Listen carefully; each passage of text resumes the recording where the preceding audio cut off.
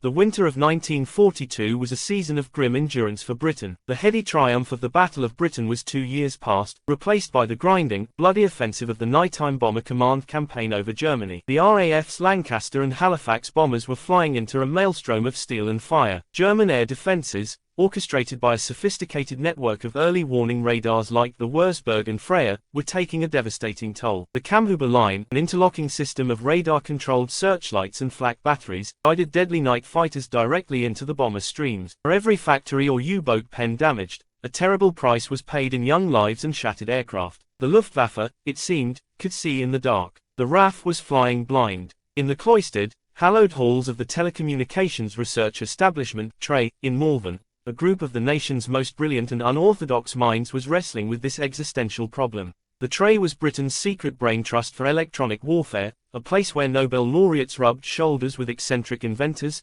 all united by a single goal, to outthink the enemy. The head of the TRE, Dr. Robert Coburn, presided over a team that included physicists like Joan Curran and Reginald Jones, a man so deep into the mind of the German scientific establishment he seemed to think in German. It was Jones, the Assistant Director of Intelligence at the Air Ministry, who had been dissecting the wreckage of German radar sets and interrogating captured Luftwaffe technicians. He understood the enemy's electronic eyes better than they did themselves, and he knew that trying to shoot them out or jam them with brute force was a losing game. A new, more subtle approach was needed, something so counterintuitive that the Germans would never see it coming. In the utmost secrecy, a project was launched. It was so unusual that its files were kept out of the standard RAF chain of command. Even many senior bomber group commanders, men planning the nightly raids, were kept in the dark. This was not a new fighter to escort the bombers, nor a new bomb to destroy the radars. It was something far stranger, a weapon that targeted not steel and concrete, but information itself. Its objective was simple, yet revolutionary: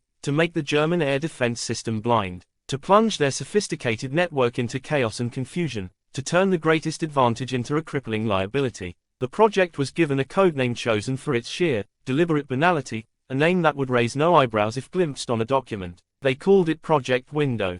To the few who knew of its existence, the name was a dark joke. They weren't opening a window to see out. They were opening one to throw sand in the eyes of a giant. The effect, when it finally came, would be anything but simple. Part 2, a weapon made of trash. The initial proposal, presented in a stuffy, blacked-out conference room at the TRE, was met with a profound and skeptical silence, broken only by the sputtering of a single, inadequate electric heater. Reginald Jones, armed with chalk and a blackboard filled with complex equations, had just finished explaining the principle. The secret weapon, the thing that would confound the mighty Luftwaffe, was aluminum foil. More specifically, it was thin strips of aluminum foil, cut to precise lengths, bundled into packets, and designed to be thrown out of bomber aircraft mid-flight. A senior air marshal, his uniform bristling with medals from the First World War, was the first to break the silence. He leaned forward, his face a mask of incredulity. "Let me see if I have this correctly, Dr. Jones," he said, his voice dripping with condescension. "You propose we defeat the most advanced air defense system in the world by throwing rubbish out of our aircraft. We might as well hurl rotten vegetables." A few stifled chuckles echoed around the room. It sounded like a joke, a child's prank. After investing millions in 4-engine heavy bombers, advanced gyroscopic bomb sights, and secret cavity magnetrons for their own radar, the ultimate countermeasure was to be a cloud of metallic confetti. But Jones and his team were prepared for the skepticism. The science, they explained, was as devastating as it was elegant. It was a matter of resonance. Joan Curran, a brilliant and relentlessly practical physicist, took the floor. She held up a single, narrow strip of the foil. "The German Wurzburg gun-laying radar," she explained, "operates on a specific wavelength, approximately 53 centimeters. This strip is cut to exactly half that wavelength. When a radio wave from the radar hits it, the strip acts as a perfect resonant dipole. It doesn't just absorb the energy, it captures it and re-radiates it, sending a powerful echo straight back to the receiver." She then gestured to a large bundle of the strips. "Now, imagine not one, but thousands of these strips, ejected from an aircraft. They flutter and drift, forming a vast, expanding cloud. To the German radar operator, each strip creates a return signal indistinguishable from the return of a heavy bomber. A single aircraft, deploying a few packets of these, can create the illusion of an entire armada." She painted the picture for the stunned officers. The radar screen would not show a neat, organized formation. It would erupt into a blizzard of false contacts. The operators would be unable to distinguish a real bomber from a piece of foil. Their scopes would be filled with hundreds, thousands of ghost bombers. The flak batteries would fire blindly into empty sky. The ground-controlled intercept operators would be unable to guide their night fighters to the real targets. The entire, meticulously organized Kamhuba line would be thrown into disarray. It would be a concert, and we would be screaming static into the conductor's ear. The laughter in the room had died. The concept was no longer absurd. It was terrifyingly brilliant. It was a weapon of pure information warfare. The strips themselves were harmless, inert. But in the electronic realm, in the world of cathode ray tubes and anxious German operators, they were an invading army. The Luftwaffe's greatest technological advantage, their ability to see the bomber streams forming over the North Sea, was about to be transformed into a weapon against them, a weapon made of nothing more than processed trash and pure, applied physics. The cloud of foil was a phantom fleet, and for the cost of a few tons of aluminum, it could save thousands of lives. By the autumn of 1942, Project Window was not just a theoretical concept. It was a fully realized weapons system. In remote corners of RAF airfields, aircrews were being given highly classified, bewildering briefings. They were shown bundles of what looked like metallic Christmas tinsel and told that these, not the guns or bombs, might be their most vital piece of equipment. Trials had been conducted with stunning success. A single Wellington bomber, flying off the Scottish coast, had released a few packets of the strips, and the radar operators on the ground had watched in astonishment as their screens blossomed with what appeared to be an entire squadron of aircraft. The science was proven. The material was cheap and easy to produce in vast quantities. The weapon was ready, and yet, it was not used. The order came from the very top. Winston Churchill, upon being briefed by Lord Cherwell, his scientific advisor, immediately grasped the terrifying strategic implications. He saw past the immediate, tactical advantage to a chilling strategic precipice. In a secret war cabinet meeting, surrounded by maps of Europe and the Atlantic, he articulated the dilemma with his characteristic eloquence and grim foresight. "We have here a weapon of singular and peculiar power," he began, his voice a low rumble. "It is a key, but it is a key that unlocks a door behind which lies not a treasure, but a void. If we use this, we hand the blueprint to the enemy on a silver platter. There is no secret to it. A child could replicate it." He painted the picture for his military chiefs. The RAF's own survival, particularly the defense of British cities against the lingering threat of the Luftwaffe, relied heavily on the chain-home radar network. What if the Germans, having seen the effect, retaliated in kind? A German bomber stream, shielded by its own cloud of metallic confetti, could approach the British coast undetected. The early warning that had won the Battle of Britain would be rendered useless. The night fighters of the RAF would be as blind as their German counterparts. "It is a weapon so simple," Churchill concluded, his words hanging heavy in the smoke-filled room, "that it may destroy the very science it exploits. We would be plunging the air war back into the Dark Ages, a realm of guesswork and chaos where numbers and preparation count for nothing. We must ask ourselves, is our offensive need greater than our defensive vulnerability?" The debate was fierce. Sir Arthur, Bomber, Harris, the aggressive and single-minded head of Bomber Command, argued vehemently for immediate deployment. His crews were suffering catastrophic losses, sometimes exceeding 10% on a single raid. He saw Window not as a strategic risk, but as a lifeline for his men. "We are bleeding to death, night after night," he reportedly thundered. "This stops the bleeding. Let the Germans try to copy it. Our defenses will adapt. We must strike now, while the advantage is ours alone." But the cautionaries, led by Churchill and the Air Ministry's intelligence wing, prevailed. The risk was too great. The weapon was too potent and too easily replicated. Its use had to be a calculated, one-time shock, reserved for a target of such immense strategic and psychological importance that the payoff would be worth potentially sacrificing the integrity of radar warfare for the remainder of the conflict. Answer: for nearly a year, the packets of foil sat in secure storage depots across eastern England. They were stacked in crates, a silent, shimmering stockpile of potential chaos. They were a secret too dangerous to keep, and too dangerous to use. The aircrews who knew of them wondered and waited. The scientists who had created them fretted that their masterpiece would never see battle. The project was frozen, a sword of Damocles hanging over the Luftwaffe, its string held in Churchill's own hand, waiting for the perfect moment to be cut. Part 4, the night the Luftwaffe went blind. That moment arrived in the sweltering summer of 1943. The target was Hamburg, Germany's great port city, the home of its U-boat fleet and a vital industrial hub. The operation was codenamed Gomorrah, a name chosen with biblical intent. It was to be a series of devastating, consecutive raids, a firestorm designed to burn a city from the map. The losses on such a mission, against Hamburg's formidable defenses, were projected to be horrific. It was the perfect, terrible scenario for which Window had been held in reserve. On the night of July 24, 1943, the airfields of Lincolnshire and Yorkshire throbbed with a tense, purposeful energy. The crews of nearly 800 Lancaster and Halifax bombers received their final briefing. When the curtain over the large map was pulled back, a murmur ran through the rooms. Hamburg. They all knew what that meant. Then came the unusual part of the briefing. A security officer took the stage and introduced a new piece of equipment, bundles of aluminum strips, codenamed Window. The instructions were simple.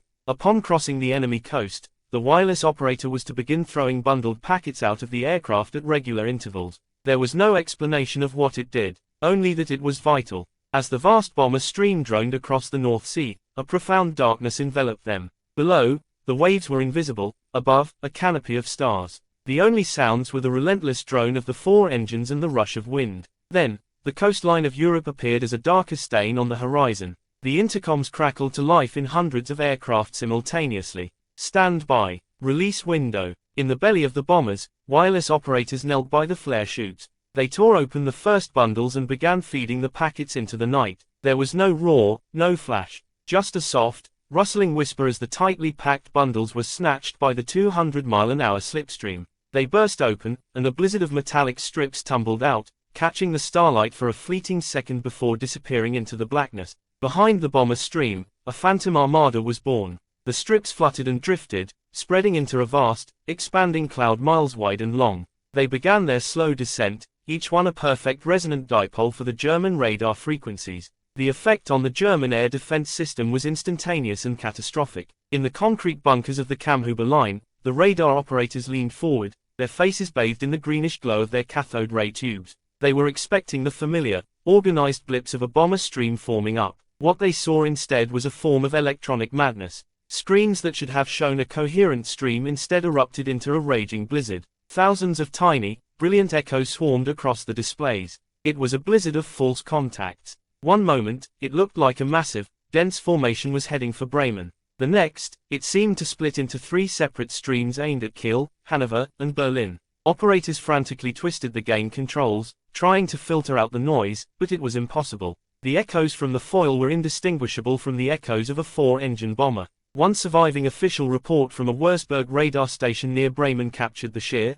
helpless confusion. The scope was alive. It was as if the sky was full of aircraft, or perhaps none at all. The returns were everywhere and nowhere. We could not tell the difference between a ghost and a giant. The command and control network seized up. Flak batteries, deprived of accurate targeting data from the gun-laying radars, fired blindly into the empty, foil-filled sky, their magnificent displays of flak bursting harmlessly over fields and forests. The ground-controlled intercept officers, their headsets filled with conflicting reports, tried to vector their night fighter pilots towards the threat. But the pilots, flying into the cloud of foil, found their own airborne radar sets rendered useless. They were sent chasing phantoms. They circled empty sectors of the sky, their fuel dwindling, while their controllers screamed in frustration at the chaotic, ever-shifting pictures on their scopes. The real bomber stream, shielded by this electronic smokescreen, flew on, largely unmolested, towards Hamburg. The pathfinders marked the target with flares, and the main force unloaded its devastating cargo of high explosives and incendiaries.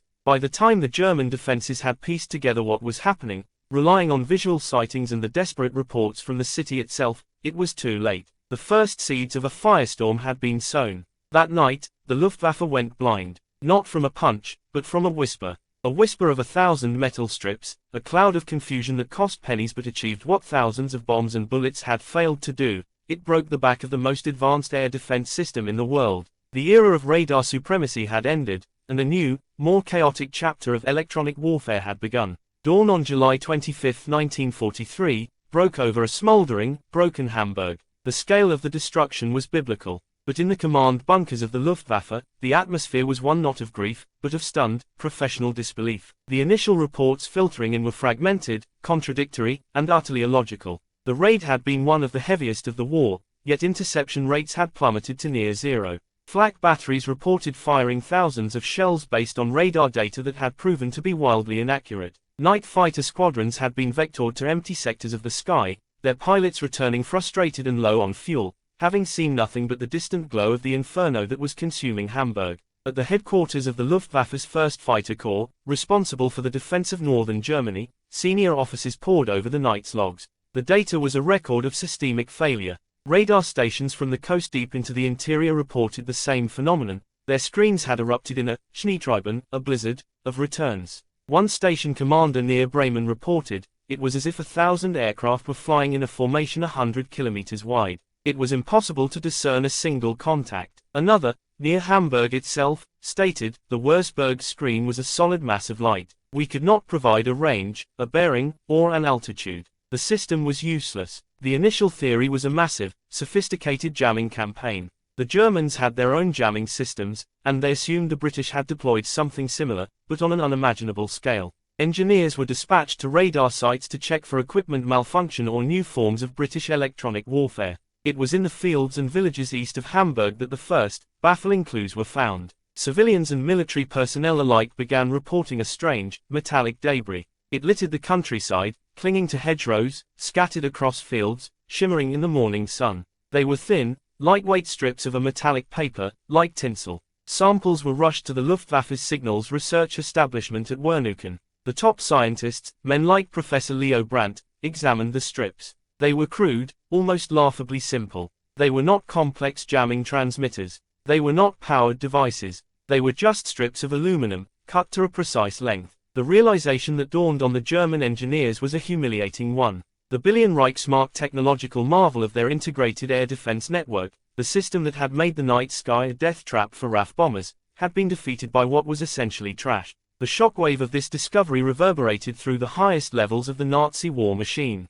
For Field Marshal Erhard Milch, the man responsible for Luftwaffe equipment, it was a catastrophe. He had staked his reputation and vast resources on a technological solution to air defense. Now, that entire foundation was shown to be built on sand. The strips, which the British called window, and the Germans would soon dub Doppel, after the Berlin suburb where they were first analyzed, represented a fundamental shift in warfare. It was a weapon that targeted information, the nervous system of the defense, rather than its muscles and bones. This forced a complete, frantic rethinking of German air defense strategy. The entire architecture, so carefully built on detection, interception, and coordination, was suddenly and profoundly unstable. The core principle, that radar could see the enemy, was no longer true. If a handful of foil strips could blind a Wurzburg radar, then radar itself could no longer be trusted. The system's greatest strength, its electronic eyes, had become its most critical vulnerability. Overnight, the Luftwaffe had been plunged back into a primitive form of warfare, forced to rely on sound detectors, visual spotting, and sheer guesswork. The technological confidence that had defined the German defense was shattered, replaced by a deep-seated anxiety. The British hadn't just bombed a city, they had bombed an idea. Part 6, The Panic in Berlin. The reaction in Berlin, particularly at the Air Ministry on the Wilhelmstrasse, was not one of calm analysis, but of pure, undiluted panic. The success of Doppel was not a tactical setback, it was an existential crisis for the Luftwaffe's entire defensive doctrine. The reports from the Hamburg raid painted a picture of a force that had been rendered impotent by a cloud of metal. The fear was palpable. If the British could do this once, they could do it every night. An emergency conference was convened, attended by high-ranking Luftwaffe officers, scientists from the signals branch, and grim-faced representatives from the Reich Ministry of Armaments. The atmosphere was thick with cigar smoke and tension. The head of the Night Fighter Division, General Joseph Kammhuber, the architect of the very line that had been so thoroughly breached, was on the defensive. His once impressive system was now a liability. Immediately, a crash program was initiated to find a countermeasure. The orders came directly from the top: find a solution, and find it now. The Luftwaffe's technical corps scrambled in 100 different directions, a classic German response to a crisis: throw engineering might at the problem. First, they tried to redesign the electronic filters on the radar sets themselves. Teams of engineers worked around the clock to develop circuits that could distinguish between the Doppler shift of a fast-moving bomber and the slow, tumbling fall of a metal strip. They created moving target indicator circuits, but these were primitive and easily overwhelmed by the sheer density of the window cloud. A few real bombers mixed with thousands of false echoes still looked like thousands of bombers. Next, they attempted to leapfrog the problem by inventing new radar frequencies. The thinking was that if they switched to a wavelength the British didn't know about, or for which they hadn't pre-cut their foil, the advantage would be regained. But developing, testing, and deploying new radar sets across the entirety of occupied Europe was a task that would take years, not weeks.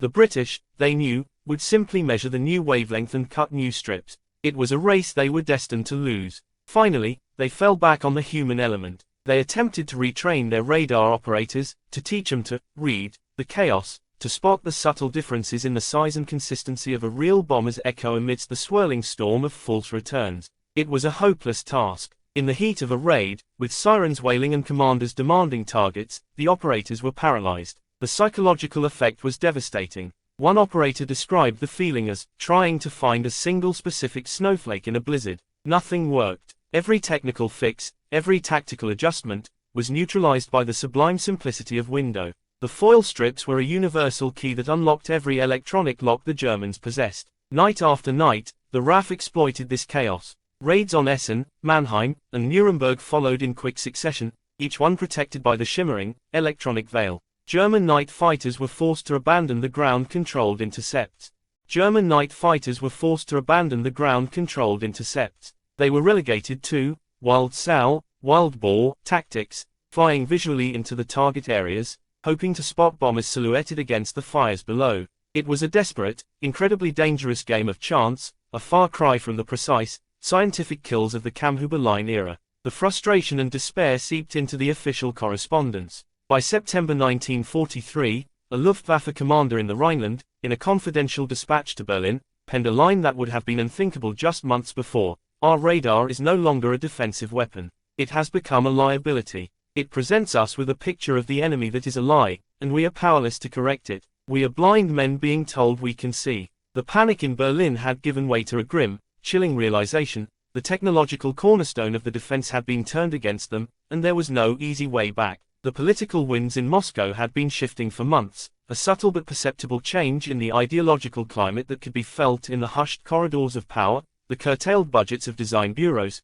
and the nervous glances exchanged between engineers who had staked their careers on increasingly precarious projects. By 1963, Nikita Khrushchev, the man who had once championed the M50 as a gleaming symbol of Soviet technological parity, found his own power base eroding. The Cuban Missile Crisis of 1962 had been a humiliating backdown, a stark, public revelation of the folly of nuclear brinkmanship when your strategic hand was, in reality, far weaker than your bluff. In its aftermath, the vast, expensive bomber fleet, with its vulnerable bases and long, predictable flight times, now seemed like a relic of a bygone era compared to the swift, unstoppable, and base-hardened certainty of the intercontinental ballistic missile. The M50, Bounder, the aviation sword, was now an acute embarrassment. It was a gleaming, expensive reminder of a failed strategy, a white elephant that consumed resources and offered only a one-way ticket to a propaganda disaster. Its ongoing technical woes, the fuel-thirsty engines, the persistent stress cracks,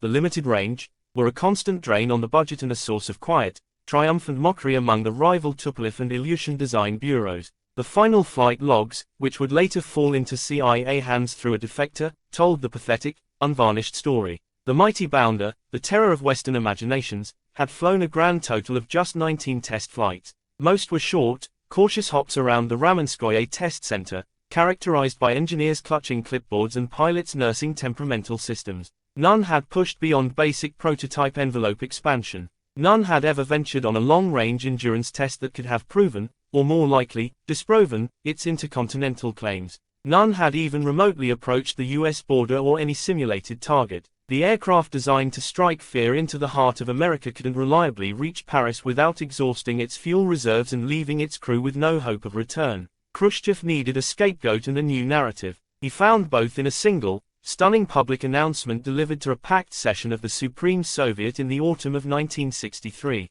Pounding the podium for emphasis, his voice booming through the Great Hall in a performance of bullish confidence, he declared to the world, "The era of the bomber is over. The era of the missile has begun." It was a masterstroke of political jiu-jitsu. It was not an admission of failure, but a bold proclamation of visionary progress. He was not cancelling a failed bomber program. He was courageously leading the motherland into a new, more advanced age of warfare. He spoke of the invulnerability of the missile in its silo, the impossibility of intercepting a warhead screaming down from the edge of space. The statement was a polite, public way of admitting defeat while painting it as a triumphant leap forward. The M50 was not a failure. It was simply obsolete before it could even be born. Behind the scenes, the order was executed with brutal, bureaucratic efficiency. The M50 program was cancelled within days of the speech. There was no ceremony, no final, defiant flight. A team of technicians from the KGB's 12th Directorate arrived at the hangar in Ramenskoye. The aircraft's classified design documents and operational manuals were seized and stamped, "Secret, Archive."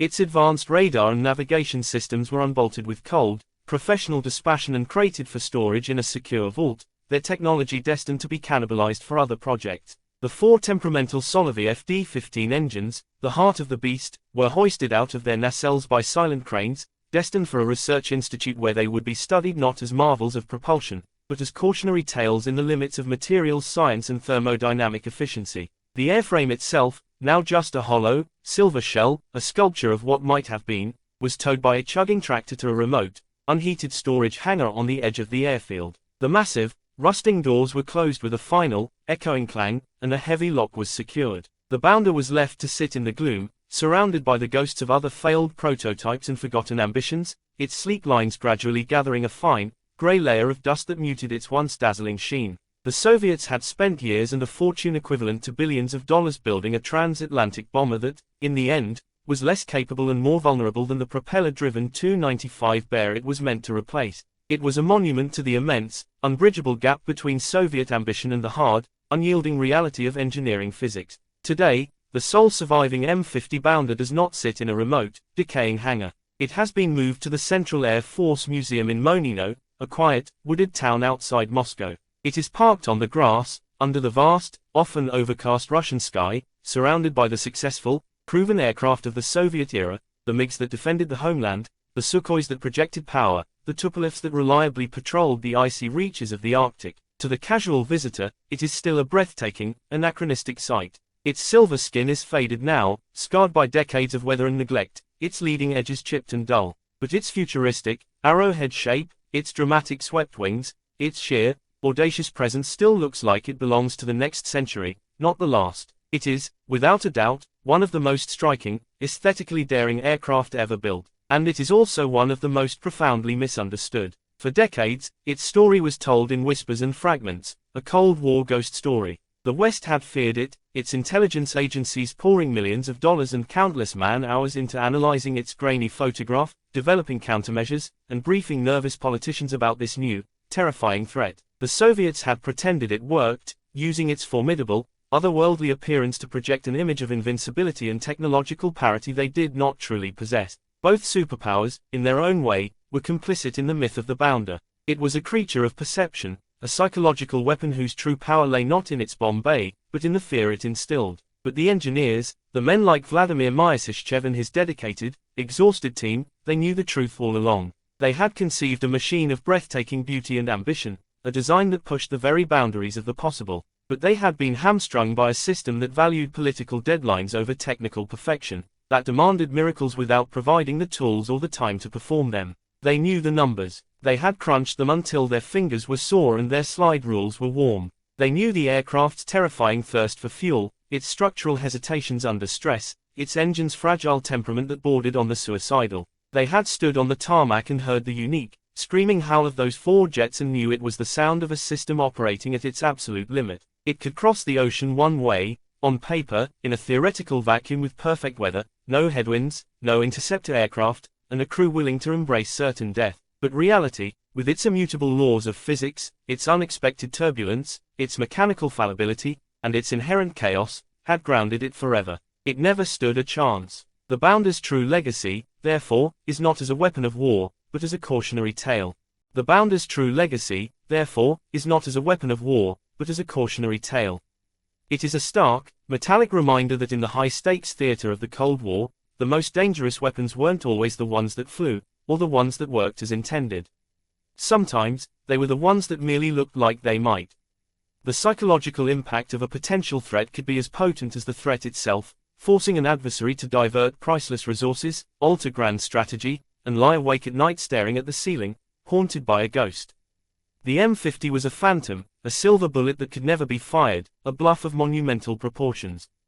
But for a few, tense years, its shadow was long enough to darken the entire world, a testament to the terrifying power of an